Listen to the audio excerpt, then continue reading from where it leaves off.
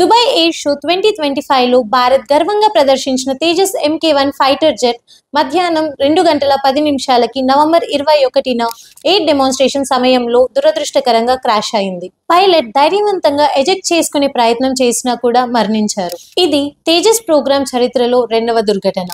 మొదటిది 2024 మార్చ్లో జైసల్మేర్ శిక్షణ సమయంలో జరిగింది. ఈ క్రాష్ జరగడానికి హైజీ మాన్యువర్ సమయంలో ఇంజిన్ లేదా ఫ్లై బై ఫైర్ సిస్టంలో లోపం ఉండవచ్చని అనుమానిస్తున్నారు. తేజస్ అంటే భారత్ నిర్మించిన 4.5th generation multi role combat aircraft. దీని యొక్క maximum speed Mach 1.6, 500 kilometres combat range, 3000+ ferry range కలిగి ఉన్నది.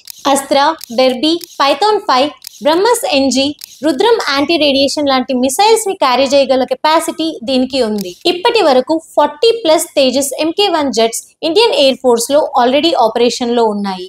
అంతేకాకుండా ఇంకో 83 MK1A జెట్స్ ను తయారు చేయడానికి ఆర్డర్ ఇవ్వబడింది. దుబాయ్ ఎయిర్ షో ప్రపంచంలోనే అతిపెద్ద ఎయిర్ స్పేస్ ఎక్స్పో. భారత్ ఈ షోలో తేజస్ మరియు సూర్యకిరణ్ టీంతో పాల్గొనడం ద్వారా ఆత్మనిర్భర్ భారత్ డిఫెన్స్ టెక్నాలజీని ప్రపంచ మార్కెట్ కు పరిచయం చేస్తోంది. ఇది డిఫెన్స్ ఎక్స్పోర్ట్స్ ని పెంచడానికి మరియు విదేశీ ఆర్డర్లను సంపాదించడానికి ఒక కీలక వేదిక. ఒక్క దుర్ఘటనతో తేజస్ ఆగదు. ఇది ఇండియన్ ఎయిర్ ఫోర్స్ భవిష్యత్తు యొక్క మూల స్తంభం.